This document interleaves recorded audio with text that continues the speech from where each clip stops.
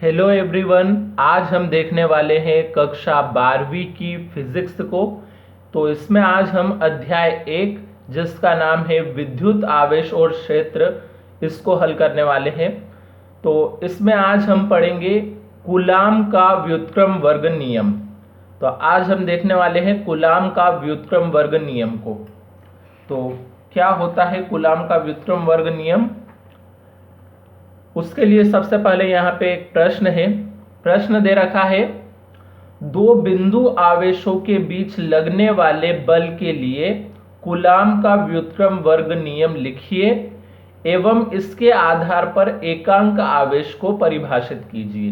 तो हमें क्या बताना है, यहाँ पे कोई दो बिंदु आवेश है, उनके बीच लगने वाला जो बल होता है उसके लिए कूलाम का व्युत्क्रम वर्ग नियम लिखना है हमें, और उसके बाद उसी के आधार पे हमें एकांक आवेश की परिभाषा भी बतानी है। तो सबसे पहले तो हम इस कूलाम का व्युत्क्रम वर्ग नियम को देखते हैं। तो क्या होता है कूलाम का नियम? कूलाम का नियम होता है किन्हीं दो बिंदु आवेशों के बीच, कोई दो बिंदु आवेश है, मान लीजिए ये एक बिंदु आवेश और ये दूसरा बिंदु आवेश। तो किन्हीं दो बिंदु आवेशों के बीच लगने वाले बल का मान। तो देखो, अगर ये कोई दो आवेश है तो आवेशों के बीच तो कोई बल लगता है, या तो आकर्षण बल लगेगा या प्रतिकर्षण बल लगेगा। तो बल को हम काय से दर्शाते हैं? F से दर्शाते हैं। तो हमने यहाँ पे F लिख लिया है। तो किन्हीं दो बिंदु आवेशों के बीच लगने वाले बल का मान, मतलब F का मान, उन आवेशों के परिमाणों के गुणनफल। आवेशों के परिमाण मतलब अगर मान ले हम इस आवेश को Q1 से दर्शा दें और इसको Q2 से, तो इनके परिमाण क्या क्या हो गए? इसका परिमाण हो गया Q1, इसका Q2। तो क्या लिखा है? उन आवेशों के परिमाणों के गुणनफल। तो परिमाण का तो क्या करना है, हमें गुणा करना है, मतलब Q1 और Q2 का गुणा कर देंगे। तो ये Q1 के गुणे में लिख दिया हमने Q2, यहाँ कोई चिन्ह नहीं लगाया है, मतलब ये गुणे में ही लिखे हमने। तो Q1 गुणित Q2। तो परिमाणों के गुणनफल के अनुक्रमानुपाती। तो ये जो बल है ये क्या बताना है हमें? इन परिमाणों के गुणनफल के अनुक्रमानुपाती बताना है। तो अनुक्रमानुपाती का ये चिन्ह है। तो ये जो चिन्ह बीच में हमने बनाया है ये काय का है? अनुक्रमानुपाती का चिन्ह है। तो अनुक्रमानुपाती होता है। तो यहां पे क्या था कि किन्हीं दो बिंदु आवेशों के बीच लगने वाले बल का मान।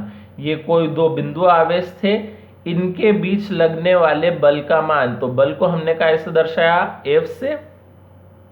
मान उन आवेशों के परिमाणों के, तो आवेश के परिमाण क्या क्या हो गए? Q1 और Q2 के गुणनफल। गुणनफल मतलब हमने गुणा कर दिया Q1 और Q2 का। गुणनफल के अनुक्रमानुपाती होता है। तो कौन अनुक्रमानुपाती होता है? ये जो बल था ये। तो हमने इन दोनों के बीच में यहाँ पे अनुक्रमानुपाती का चिन्ह लगा दिया। तथा उनके बीच की दूरी के। तो अब हम वापस से F को लिख लेते हैं, क्योंकि बात यहाँ पे उसी की हो रही है, अभी लगने वाले बल के मान की ही। तो हमने F को लिख लिया। तथा उनके बीच की दूरी। तो अगर हम इन दोनों आवेशों के बीच की दूरी कितनी मान लेते हैं, यहाँ पे अगर ये दूरी मान लेते हैं R, तो क्या लिखा है? उनके बीच की दूरी के वर्ग के। तो दूरी का क्या करना है? हमें वर्ग करना है, यानी कि R का क्या कर देंगे? हम वर्ग कर देंगे, ये R का वर्ग। तो दूरी के वर्ग के व्युत्क्रमानुपाती होता है। तो व्युत्क्रमानुपाती के लिए भी चिन्ह तो यही लगेगा, इसी प्रकार का। लेकिन जब हम व्युत्क्रमानुपाती शब्द आता है तो हमें ये R² को ऊपर नहीं लिखते हुए ये कहाँ लिखाता है? R² बटे में लिखाएगा। तो अब अगर इस R² को हमने बटे में लिखा है तो ऊपर क्या लिख सकते हैं? हम 1 लिख सकते हैं, क्योंकि ऊपर कुछ नहीं है, मतलब 1 लिख देंगे। तो यहां पे ये क्या हो गया? तथा उनके बीच की दूरी के। तो कौन उनके बीच की दूरी के? वो जो बल था वही। तो वापस से हमने इसीलिए F को लिख दिया है कि F दूरी के वर्ग, तो दूरी का वर्ग मतलब दूरी r अगर ली थी तो r का क्या करा हमने, स्क्वायर लगा दिया। तो दूरी के वर्ग के व्युत्क्रमानुपाती, व्युत्क्रमानुपाती यानी कि इस r स्क्वायर को हमें बटे में लिखना था। चिन्ह वही लगेगा अनुक्रमानुपाती वाला, लेकिन लिखेंगे कहाँ पे, बटे में, ताकि हम इसे क्या पढ़ सके, व्युत्क्रमानुपाती पढ़ सके। तो ये बटे में लिखा, अगर बटे में लिखा है तो ऊपर कुछ नहीं है तो हमने 1 लिख दिया।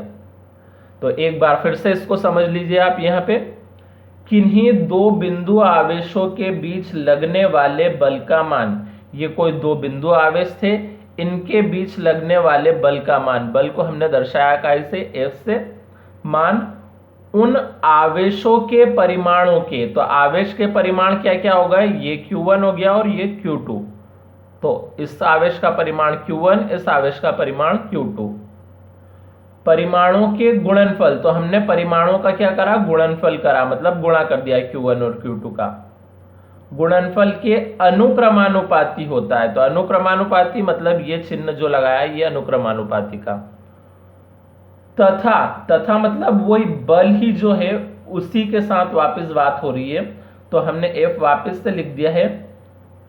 उनके बीच की दूरी, तो दोनों के बीच की दूरी यदि हमने r ले ली तो उनके बीच की दूरी के वर्ग के, तो दूरी का वर्ग मतलब r का वर्ग कर दिया, मतलब स्क्वायर कर दिया, के व्युत्क्रमानुपाती होता है। तो जब व्युत्क्रमानुपाती शब्द आएगा तो हम इस r स्क्वायर को कहाँ लिखेंगे, बटे में लिखेंगे। अब बटे में लिखा है तो ऊपर क्या लगा देंगे, 1, और चिन्ह हमें वही लगाना है जो अनुक्रमानुपाती के लिए लगाया था। बस पढ़ेंगे क्या इसे, व्युत्क्रमानुपाती के, F व्युत्क्रमानुपाती है किसके, r स्क्वायर के।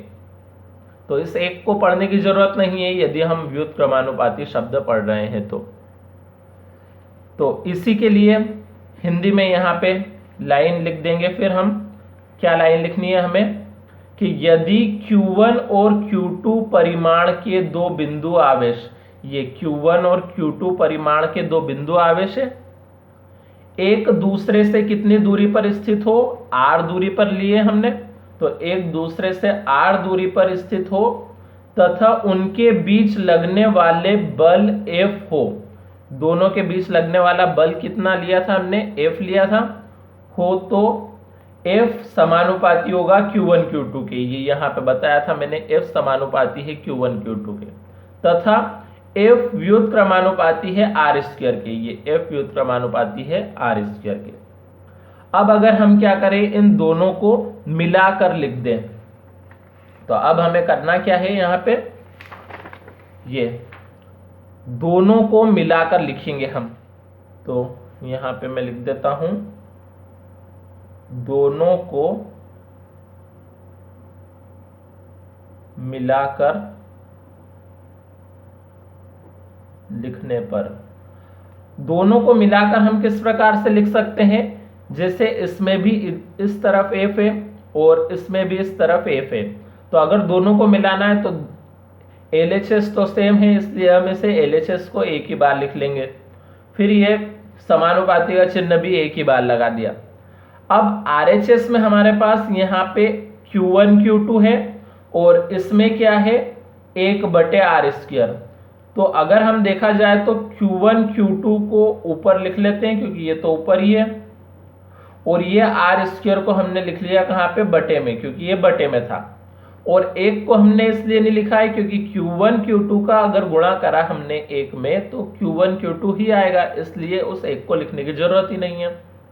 तो F समानुपाती हुआ किसके, Q1 Q2 और बटे में r स्क्वायर, तो ये मिला के लिख लिया हमने दोनों को। अब जब भी हम समानुपाती का जो चिन्ह है या अनुक्रमानुपाती का चिन्ह, इसे समानुपाती या अनुक्रमानुपाती पढ़ा जाता है, तो इस चिन्ह को जब भी हम हटाते हैं तो क्या होता है, एक तो बराबर आता है और एक कांस्टेंट आता है। तो अनुक्रमानुपाती का चिन्ह हटाने पे बराबर और एक कांस्टेंट आता है। तो कांस्टेंट का मतलब हम k लिखते हैं, लेकिन यहाँ हमें k नहीं लिखना है बल्कि कांस्टेंट के रूप में लिखना है 1/4 पाई एप्सिलॉन 0 को लिखेंगे हम। तो कांस्टेंट के रूप में क्या लिखा है हमने, 1/4 पाई एप्सिलॉन 0 लिखा है। और ये जो Q1 Q2 बटे आर स्क्वायर है इसे ऐसा ही लिख दिया।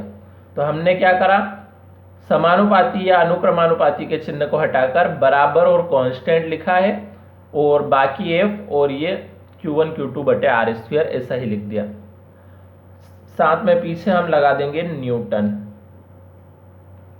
तो ये यहाँ पे जो स्टेप थी वही लिखी है मैंने, इस स्टेप को, ये स्टेप ही यहाँ पे लिखी है। अब आगे के स्टेप यहाँ पे आप समझिए। अब हमें क्या करना है, ये जो कांस्टेंट हमने लिया है 1/4πε0, इसका मान कितना होता है, इसका मान होता है 9 × 10⁹ न्यूटन गुणित मीटर स्क्वायर प्रति कूलाम स्क्वायर होता है। और ये है क्या, एक नियतांक है, क्योंकि हम क्या पढ़ रहे हैं, इसको कांस्टेंट पढ़ रहे हैं। कांस्टेंट का अर्थ हिंदी में होता है नियतांक। तो इसका मान कितना है, 1/4πε0 का 9 × 10⁹ न्यूटन गुणित मीटर स्क्वायर प्रति कूलाम स्क्वायर है। और बराबर में हमने इसको नियतांक लिख दिया। तो इस प्रकार से अगर हम देखें तो F को हमने ऐसा ही लिखा, बराबर में इस 1/4πε0 का मान रख देंगे यहां से। तो मान कितना था, 9 × 10⁹ था। तो यहां पे हमने इस कांस्टेंट की जगह 9 × 10⁹ लिख दिया। और ये Q1 Q2 बटे आर स्क्वायर ऐसा का ऐसा लिखा और इससे बना दी समीकरण 1। तो वैसे तो हमारा ये जो कूलाम का जो व्युत्क्रम वर्ग नियम पूछा गया था वो यहाँ पे कंप्लीट हो जाता है। अगर सिर्फ कूलाम का व्युत्क्रम वर्ग नियम पूछा जाए तो हम सिर्फ यहाँ तक भी लिख सकते हैं, या चाहो तो आप यहाँ तक भी उतार सकते हैं। लेकिन साथ में अब हमें क्या पूछा गया था प्रश्न के अंदर, एकांक आवेश की परिभाषा भी देनी थी। तो अब हमें क्या करना है, इसी नियम के आधार पे एकांक आवेश को परिभाषित करना है, यानी कि एकांक आवेश की परिभाषा देनी है।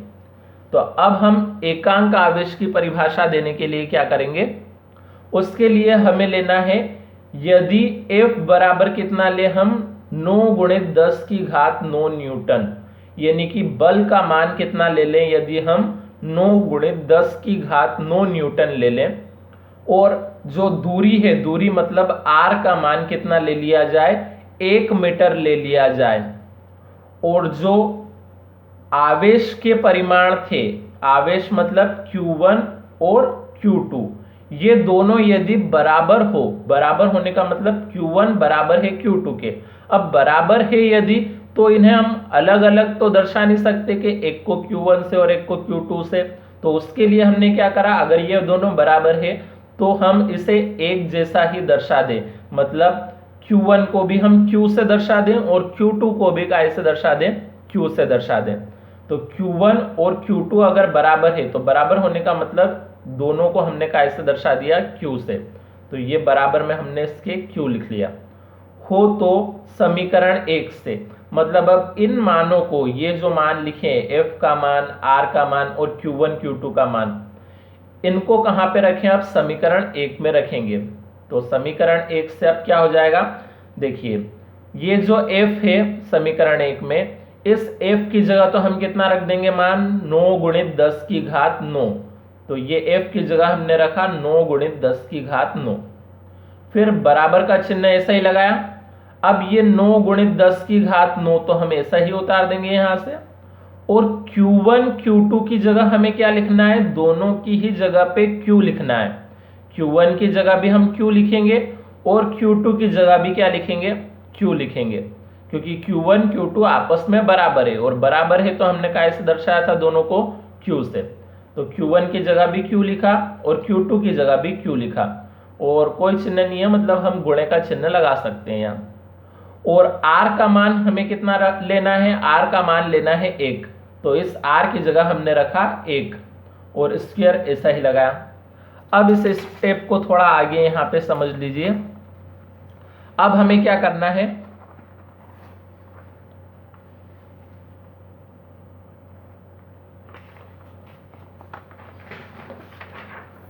यहाँ पे समझ लीजिए इस स्टेप को। ये जो 9 गुणित 10 की घात 9 बराबर 9 गुणित 10 की घात 9 है। तो इस 9 गुणित 10 की घात 9 से 9 गुणित 10 की घात 9 कट जाएगा। यहां पे मैं एक बार लिख देता हूं इस स्टेप को वापस से।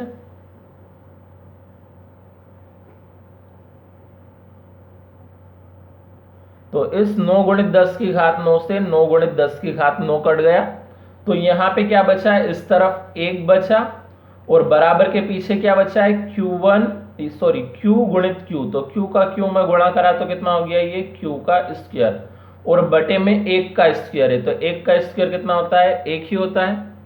मतलब बटे में हमको 1 लिखने की वैसे कोई जरूरत नहीं है, हम सिर्फ क्या लिख सकते हैं, q का स्क्वायर लिख सकते हैं। तो ये q का स्क्वायर लिखा और बराबर के दूसरी तरफ क्या है हमारे पास, 1 है। तो q स्क्वायर बराबर 1 आया है हमारे पास।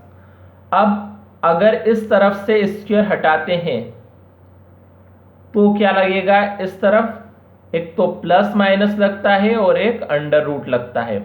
तो इस q पे से स्क्वायर हटाने पे क्या लगा, प्लस माइनस और अंडर रूट लगा।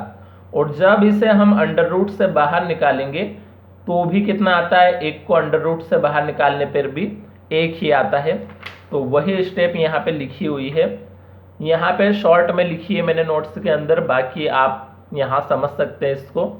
तो इसे काट देना है आपको, इन दोनों को काटने के बाद आपके पास ये स्टेप बचेगी, उससे फिर ये स्टेप आएगी। तो ये स्टेप तो यहाँ लिखी हुई है ही सही। उसके बाद मैंने ये अंडर रूट लगाने वाले स्टेप नहीं लिखी, बल्कि डायरेक्ट प्लस माइनस 1 लिख दिया था यहाँ नोट्स में। तो आप चाहे तो हल करने के लिए इसका भी इस्तेमाल कर सकते हैं। तो ये q बराबर प्लस माइनस 1 हमारे पास यहाँ पे आ गया। अब ये क्या हुआ, q बराबर प्लस माइनस 1 होने का मतलब, q का मतलब आवेश है। तो आवेश का मान 1 आया, यानी कि ये क्या हुआ, एकांक आवेश हो चुका है। तो ये एकांक आवेश बना किस प्रकार से है, आवेश का मान 1 आया यानी कि ये एकांक आवेश हो गया। पर ये आवेश का मान 1 आया किस प्रकार था, उसी के आधार पे एकांक आवेश की परिभाषा बन जाएगी। तो इस आवेश के मान को 1 लाने के लिए हमने क्या क्या किया, तो हमने क्या किया था, उसको परिभाषा रूप में लिखते हैं, यदि समान परिमाण के, तो देखिए यहां पे हमने क्या करा था, समान परिमाण के 2 सजातीय आवेश, ये जो आवेश लिए थे Q1 और Q2, इन दोनों के परिमाण समान बता दिए थे, क्योंकि Q1 और Q2 को बराबर बताया। बराबर का मतलब क्या हुआ, समान हुआ। तो समान परिमाण के 2 सजातीय आवेश, सजातीय का मतलब अगर एक आवेश काय का है, प्लस का है, तो दूसरा भी काय का रहेगा, प्लस का ही रहेगा। तो दोनों आवेश कैसे रहेंगे, प्लस के ही रहेंगे। तो यदि समान परिमाण के 2 सजातीय आवेश वायु या निर्वात में, मतलब इन दोनों आवेशों के बीच में क्या हो, वायु हो या फिर क्या हो, निर्वात हो। तो वायु या निर्वात में कितनी दूरी पर रखे हुए हों, 1 मीटर की दूरी पर स्थित होने पर, क्योंकि ये दूरी हमने कितनी ली थी, r का मान 1 मीटर लिया था। तो ये जो दूरी है दोनों आवेशों के बीच की, ये कितनी है, 1 मीटर है। अगर तो 1 मीटर की दूरी पर स्थित होने पर एक दूसरे को 9 गुणित 10 की घात 9 न्यूटन के बल से, तो बल का मान हमने कितना लिया था, 9 गुणित 10 की घात 9 न्यूटन लिया था। तो वही यहां पे लिखना है कि एक दूसरे को 9 गुणित 10 की घात 9 न्यूटन के बल से प्रतिकर्षित करें। तो ये प्रतिकर्षित ही करेंगे, सीधी बात है। क्यों, क्योंकि आवेश कैसे हैं, सजातीय है। सजातीय मतलब एक प्लस का है तो दूसरा भी प्लस का है। अब हम जानते हैं कि दोनों आवेश यदि प्लस के होते हैं तो क्या होता है, प्रतिकर्षण ही होता है। आकर्षण तो कब होता है, जब एक प्लस का हो और एक माइनस का हो, तब वो एक दूसरे को आकर्षित करते हैं। लेकिन यहाँ दोनों प्लस के, यानी कि एक दूसरे को प्रतिकर्षित करेंगे।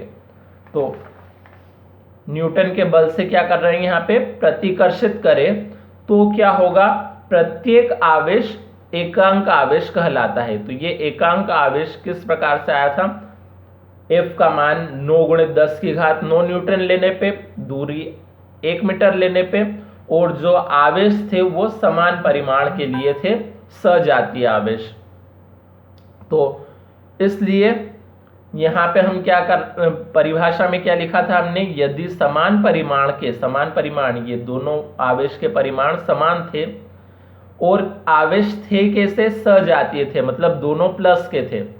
वायु या निर्वात में कितनी दूरी पर रखे हुए, 1 मीटर की दूरी पे, ये दूरी 1 मीटर ली थी, तो उसी का इस्तेमाल यहाँ पे हमने किया कि दूरी कितनी है, 1 मीटर की दूरी पर स्थित होने पर एक दूसरे को 9 गुणित 10 की घात 9 न्यूटन के बल से प्रतिकर्षित करे। बल का मान ये लिया था 9 गुणित 10 की घात 9 न्यूटन, और प्रतिकर्षित ही करने क्योंकि आवेश कैसे थे, सजातीय थे। तो प्रत्येक आवेश क्या कहलाएगा, एकांक आवेश कहलाएगा। तो इस प्रकार से ये परिभाषा हमारे पास यहाँ आई थी। तो ये प्रश्न आज हमारा यहाँ पे कंप्लीट हुआ। अब अगले प्रश्न के लिए मिलते हैं अगले वीडियो में, तब तक के लिए धन्यवाद।